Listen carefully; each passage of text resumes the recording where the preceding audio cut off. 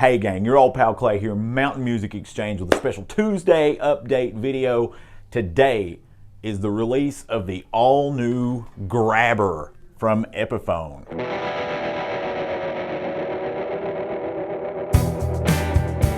So, some of you may recognize the overall shape, design, and look of this bass, even the name, the Grabber. I imagine, at least to me, the most associated name with this bass is probably going to be Gene Simmons of Kiss. You know, a lot of those early Kiss videos with a lot of that fire and that energy, not literal fire, but some literal fire, do feature the Grabber. It's a cool retro body style, harkens right back to the Norlin era of Gibson. And I'll be honest with you, as of filming this video, it's not Tuesday yet.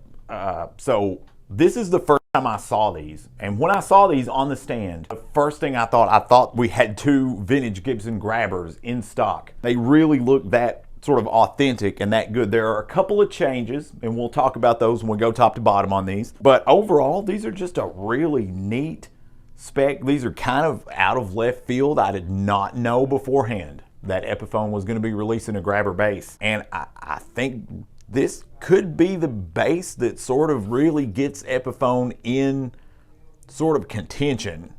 You know, they've always been in contention. Epiphone and Gibson have always been in contention when it comes to rock and roll basses, right? But I think this could sort of be the one that puts, you know, Epiphone sort of on the map maybe as a bass company, you know. Just really cool.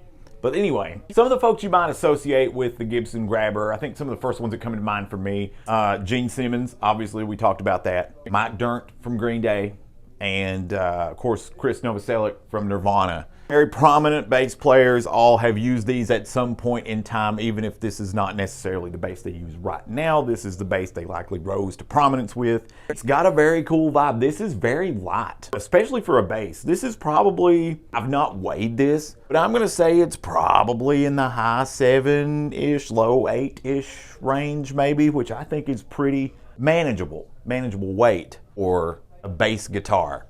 Also, this might be the first bass guitar I've reviewed on the channel. It's possible. Let me know in the comments if you remember anything otherwise. We'll go top to bottom on this. Starting off, we got that cool Epiphone logo on an all-natural 3-piece maple neck. If that doesn't just scream Norlin era, I don't know what does.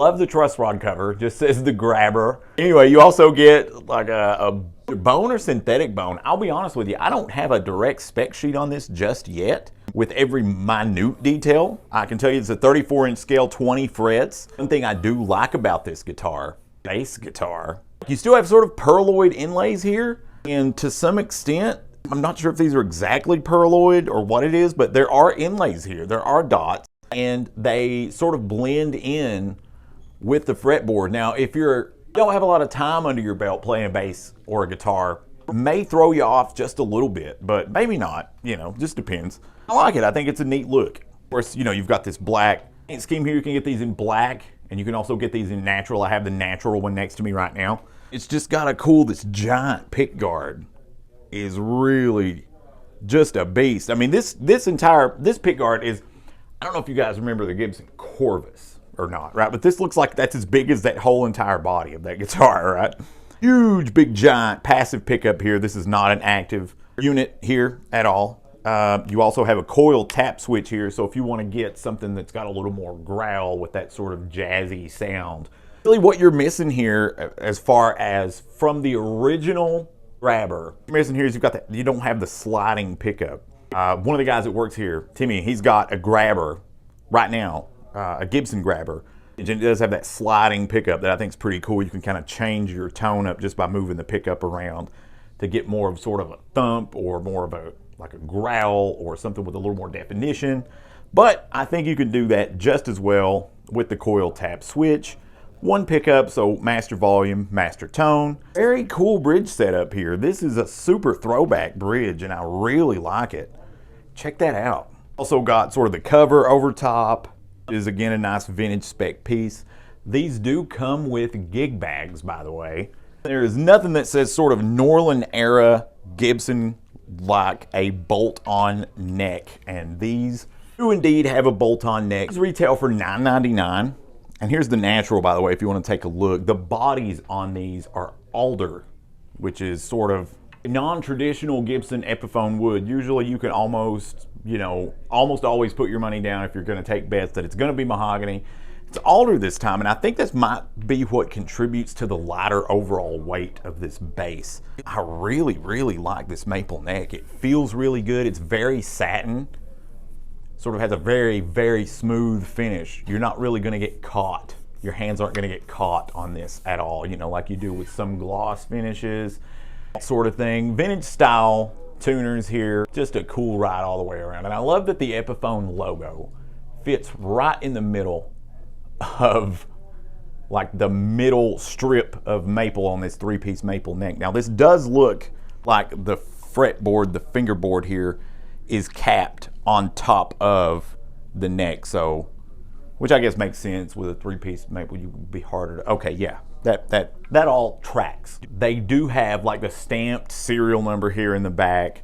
These are just very fun rides. I'm not a super intricate bass player. I don't know if I'm the one to be the perfect person to demo this, so you might get an imperfect demo, but we're gonna give it a go. And this might be I think this is definitely my first time demoing a bass on the channel here. So let's check it out right now.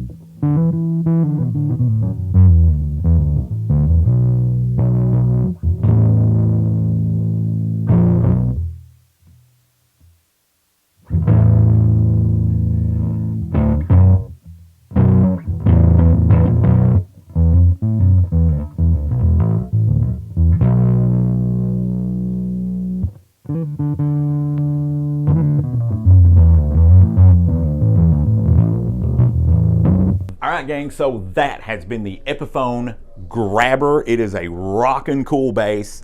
Very growly, very thumpy. It just sounds very, very big, you know, compared to other basses, especially when you think of something with like a J style pickup, and it just is very defined and very, you know, you can kind of hear every minute thing. This just sounds like Godzilla by comparison. But you can also sort of, you know, you can break that coil back and get some interesting tones with it as well.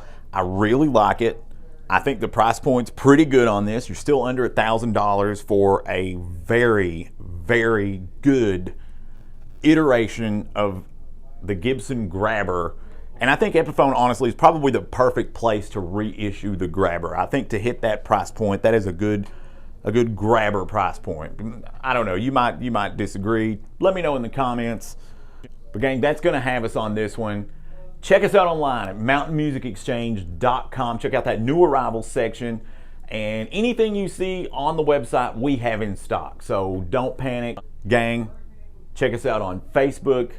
Check us out on TikTok, check us out on YouTube, and check us out on Instagram. That's gonna have us on this one. I'm Clay, this is the Epiphone Grabber, and you rock. And remember, wherever you're at, whatever you're doing, make it loud. Thanks a ton, gang. See you.